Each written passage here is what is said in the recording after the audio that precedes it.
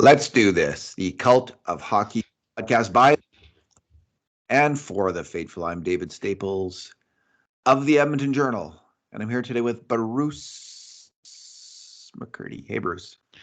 Hey, David, how you doing tonight? Groundhog Day. How many days? How many games have we had like this? This was actually in some ways the worst loss, but I mean, in terms of grade A shots, the score was 7-4. The grade A shots were 18-15 for the Wild, but the significant thing is the subset of 5 alarm shots. They go in on average 33% of the time, and the Wild had 12, and the Oilers had 5, 12-5. That's the. And how many of those 12 went in? Now you got me, Bruce. Now you got me. One of them was an empty net goal, of course. 1, 2, 3, 4, 5. 5 of the 6 goals that were not empty net goals were 5 alarm shots. 4. Yeah, Bruce. Yeah. It's a month of darkness. We had a decade of darkness, and this is the month of darkness. It's not over yet. Month of mayhem. Indeed. All right. This is our 2 good things, 2 bad things, 2 numbers, and 1 Conundrum podcast. Bruce, what is your good thing amundo? Oh, good thing from this game. I think I will have to go with forward Warren Foegele, who scored 2 goals for the Oilers, really close together, too. One late in the first to put him ahead, and then one very early in the second to put him ahead again, and 2 real nice shots. But that aside, I thought his effort was good. Like he was really hustling all over the ice. He didn't, it obviously didn't all work perfectly. He was -3 on this night, but guess what? There were others that were as bad or worse than that, and some of that was guilt by association, where his line wasn't necessarily flying out there, but Foegele himself, I thought had a pretty strong effort. I thought so too. And again, in this calendar year, I wrote a post recently. He's been playing excellent two-way hockey for a winger. He's fully earning his contract. He's up and down the ice. He's hustling. He's making scoring plays. Doesn't always get a lot of points because doesn't have great finesse. He's no Kirill Kaprizov, who will haunt the dreams of many an Edmonton Oilers player tonight, I can assure you. But Foegele is a hustler. Holy moly, that guy. To give credit here, Bruce, like everyone's gonna be hard on the Oilers. The Wild have they're skill players, led by Kaprizov and Zuccarello.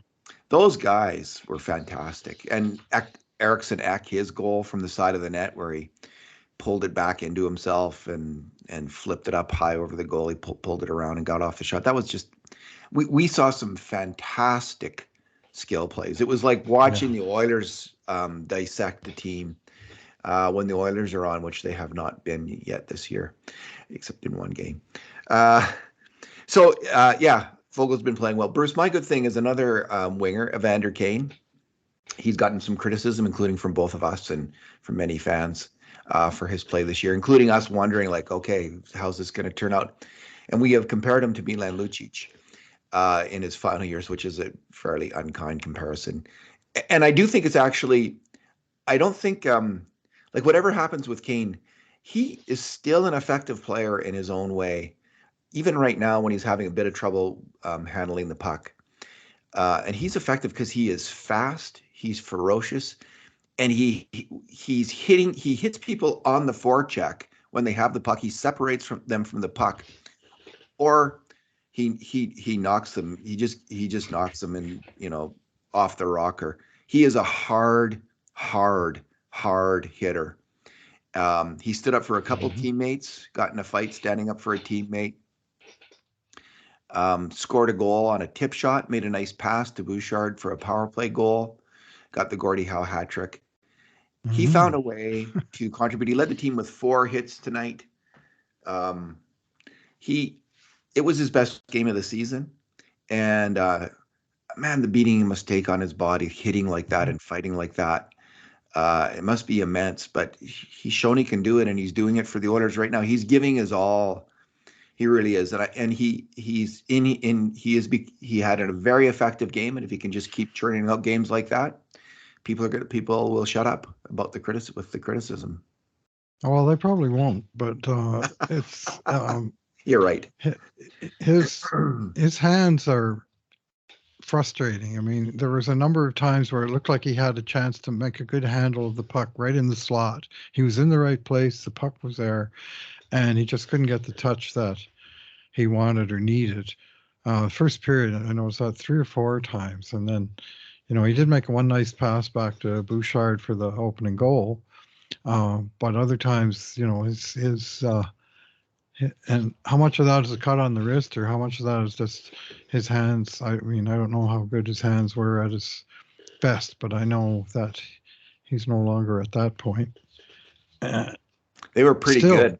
Still, the tip was good.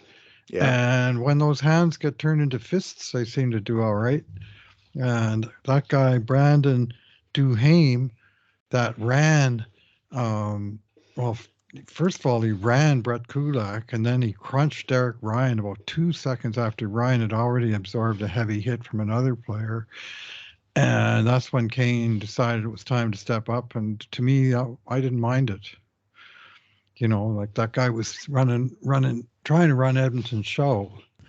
And Evander Kane was there to respond, saying, "You're not going to run our show." And that was kind of all we heard from there, Mr. Duhaime tonight. I mean, he played, I'm sure he's probably a depth player for them. I don't know much about the guy, but I did notice Marcus Foligno throw a bare knuckle punch, sucker punch of Vincent Desharnais that somehow only wound up being 2 minutes to each player, and Minnesota scored the clinching goal on the 4-on-4. I thought that was a bit much.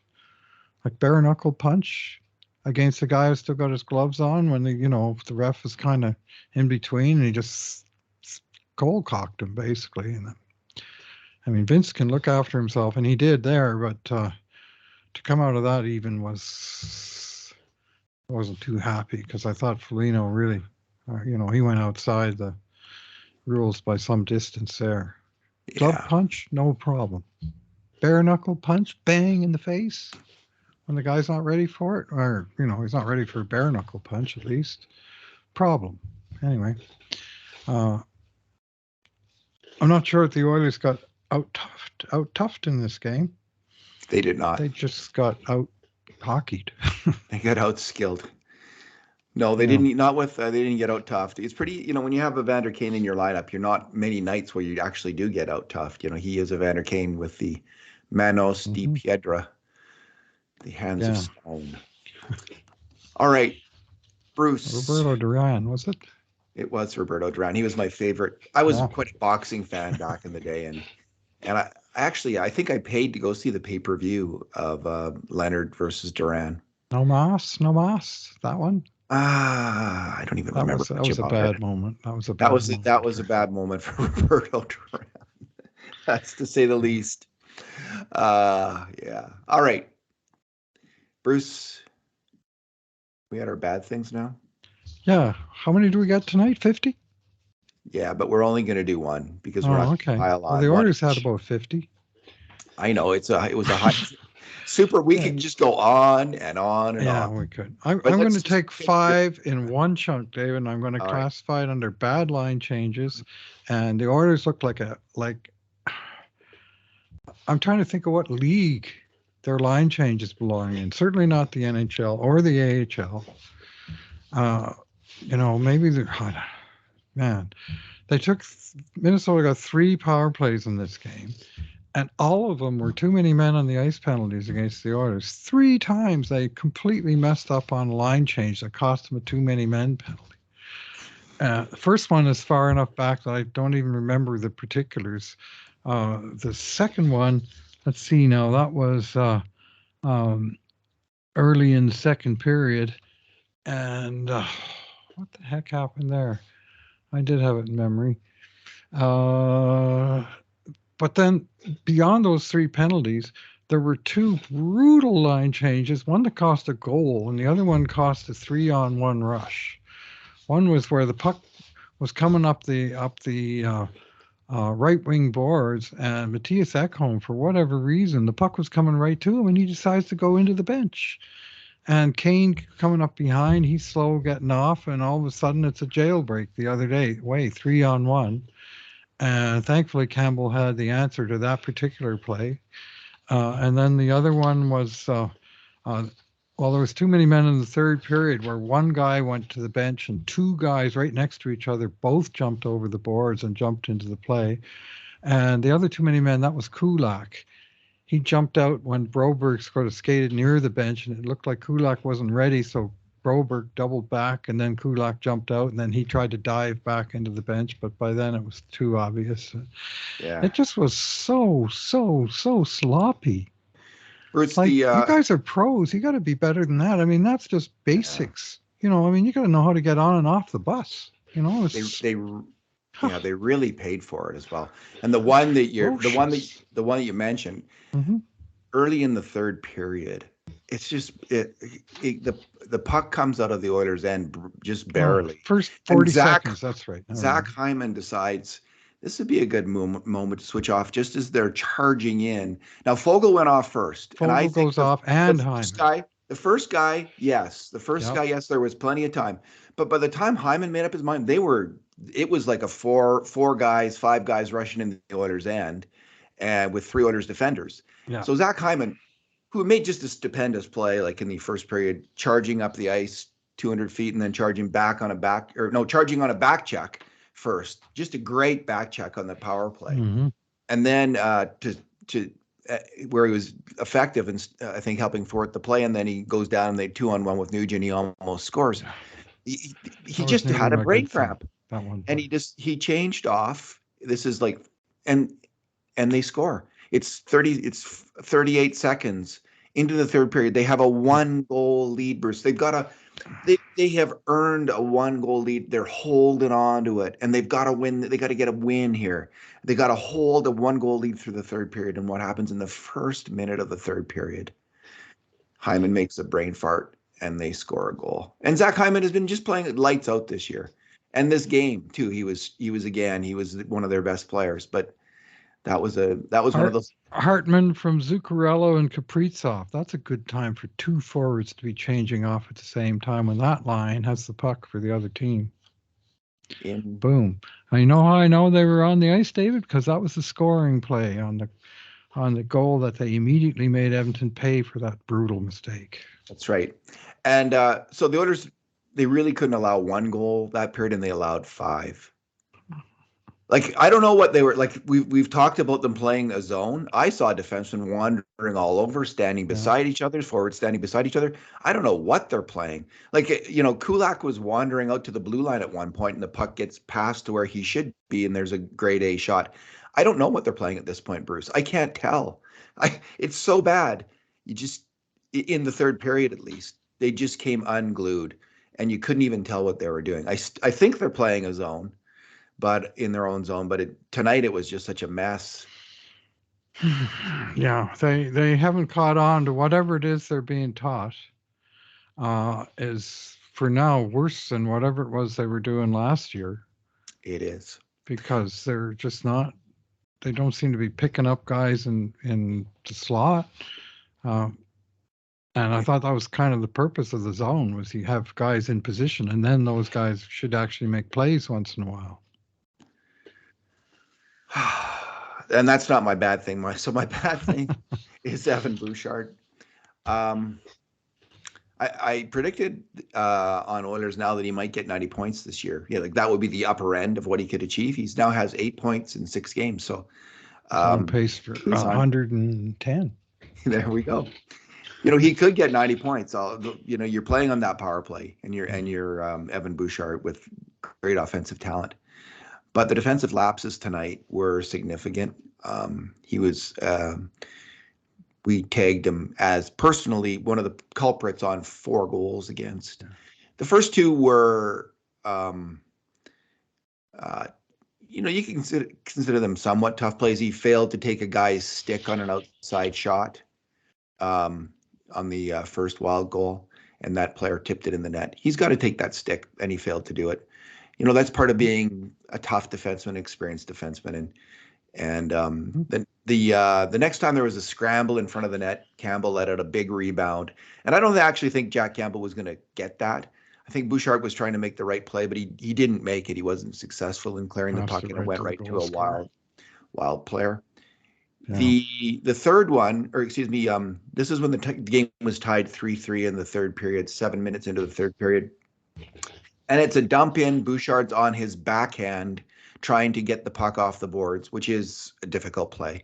But it hits his stick and goes rocketing off his stick to a wild player who it's quickly pumped out front, pumped in the net. So that was not good. I mean, he's got to be dexterous with his stick. He's got to be safe. That's his thing. That's his wand. That's his wand. He's got the ostrich. Has to be deft in handling and clearing the puck when under pressure. Indeed. But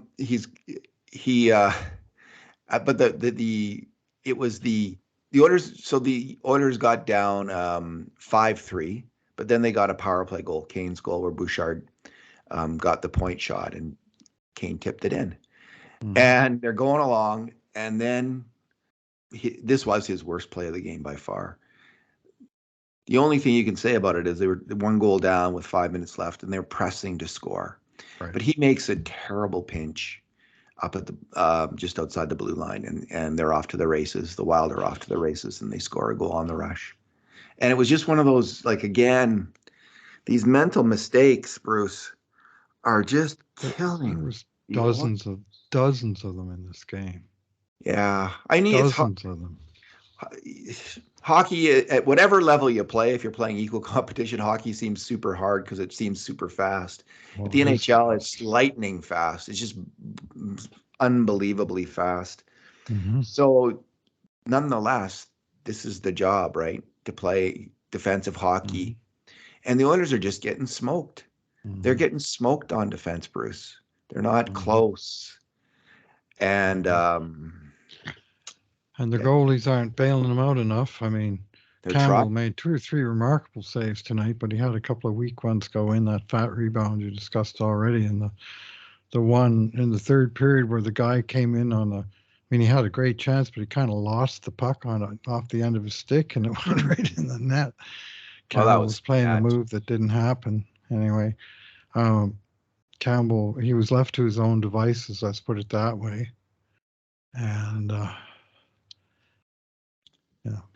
All right, Bruce, your numero. Yeah. Okay. There's a few choices, David. There's like 6 times the Oilers have led in the game this year, including 3 times tonight, and only once have they managed to hold that lead. So that's a number. But I'm going to go with 1-4-10 against, which is Edmonton's combined score in the third period of the 6 games so far this year. So it's like 2 full hockey games. So the first 3 games in the 3 third period, 60 minutes, they lost 4-0. And then the next 3 games, they lost 6-1. And that doesn't seem very good to me. In fact, it seems quite poor.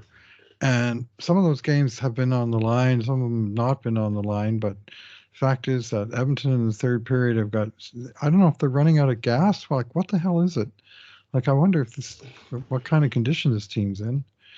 And some of that is, there's guys coming back from injury that just, like Ryan McLeod's got nothing in his tank, and Ekholm is sort of rounding into shape, and Connor Brown, we're still, but it just seems like come the third period of these games, and the Oilers are getting overwhelmed, and that's sure happened tonight. I mean, they get 5-1 in the third period tonight's game, 5 goals against. In a game you had a 1-goal lead. You wanted to contend for the Stanley Cup. Take a 3-2 lead into the third period and win 3-2. Try that for, a change. Or win 4-2 or even 5-2. You don't lose 7-4. Yeah, they're their only chance of winning this game, I is wrote, to score 10. well, what I wrote this afternoon was the only chance, seriously, the only chance you gotta let in 3 or less, at most Yeah. 3 goals. They got If the you let 4 in they more than needed to win. if you let in more than that, this team, that's asking way too much, and they asked way too much, but they can't do it, Bruce. They can't defend, and Not right now, they can. okay, my number is 4.5. The Oilers are allowing 4.5 goals per game, 6 games into this season. This makes them the second worst NHL team in this category. The worst team is the other team that was mentioned repeatedly in Stanley Cup predictions, the Carolina Hurricanes. They're in 7 games, they've let in 4.7 goals per game. So there's that. So who knows? Like, again, the Oilers can still obviously dig their way out of this, and so can the Carolina Hurricanes. Easier for them. They've got 3 wins in 7 games, so they're ahead of the Oilers on that count. But man, 2 teams that had high hopes, high expectations coming in are just getting sieved. 31 and 32 in the league, eh? Yeah. And there were so many people that predicted over and over. I hear on the radio or podcast or whatever, and they'd say, "Well, who's your favorite for Stanley Cups?" And they have, "I got Carolina coming out of the East, and I got Edmonton coming out of the West." Like it was a new thing, and it was like the same 2 teams over and over again. So it's kind of funny to see them both having heavy struggles. It's not that funny being an Oilers fan, but it's Carolina proves that good teams can have bad times because they are a good team. And Edmonton, I'll maintain, is a good team, and they're having very bad times because they have not yet gotten their crap together. Indeed. Okay. Tonight's conundrum, Bruce. Mm-hmm. Okay. Yeah, like what? WTF? Like, now what is that's how I would word it. Now what? Now what is the conundrum? Okay. Now what? And I'll go first because I got a ready answer. Right. And I've been saying this for some. I just think they need to I do think their forwards aren't strong enough. I know this is really premature. Adam Erne is just not close to doing it, even as a role player. But there's other guys who are struggling, as you say. The Oilers could trade a $3.5 million defenseman in Ceci or $2.75 million defenseman in Kulak, who I think have trade value, for a veteran center or winger of equal contract or less contract. And I think they should do it. I think they should pull the trigger and make that trade right now. Get another forward in here who can help this team right now, because I think they need it. I don't think they have got enough good forwards, and that's what I would do. Yeah, well, that involves a willing trade partner that's looking for what you're selling. Carolina, So, they're letting in all kinds of goals. Trade Ceci for Pesci. The Oilers, the Oilers' defensive players isn't exactly a good advertisement for their defensemen. But Kulak and Ceci, actually, Ceci's been playing really well this year. Really. But I think either player has value equivalent to his contract and could help some team. But the Oilers haven't. They've got 7 defensemen who can play in the NHL. Just move one of them because they don't have enough forwards who can play in the NHL. Get another NHL level forward, probably a center. If Ken Holland failed at anything this summer, Bruce, it was to bring in that 4th line center. Yeah. They apparently they could have traded Desharnais for Lafferty. That's the rumor. Make a trade. Make a trade that solves your problem, moves out some the depth on defense. You have Niemelainen and Gleason in the minors. So I think actually you have 2 defensemen. If there are injuries, you're 8 deep for NHL D-men. So I would make that move. That's what I would do. What would you do? Well, I would do something that was within the key team's capacity to do without needing a trading partner or anything else. And tomorrow at lunchtime at noon Mountain Time, I would waive Adam Erne and I would call up some other player. because well, you've already kind of stole my thunder in the sense of Ernie's just not cutting it.